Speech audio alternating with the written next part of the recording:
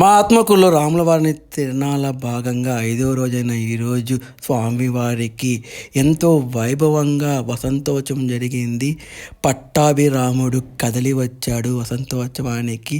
అందరూ కూడా చిన్న నుండి పెద్దవాళ్ళ దాకా ఈ వసంతోత్సవంలో పాల్గొన్నారు. ప్రతి ఒక్కరూ కూడా ఆనంద కేలీలతోటి స్వామివారిని లాగుతూ ఊరంతా తిప్పారు. ప్రతి ఒక్కరు కూడా ఈ వసంతోత్సవంలో మునిగి తేలాడు.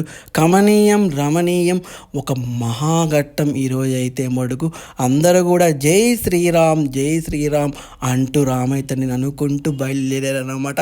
మండు టెండటలో కూడా కాలిపోతున్నా కానీ లెక్క చేయకుండా రథాన్ని లాగుతూ అందరూ ఉత్సాహంతో పాల్గొన్నారు ఈ కార్యక్రమంలో.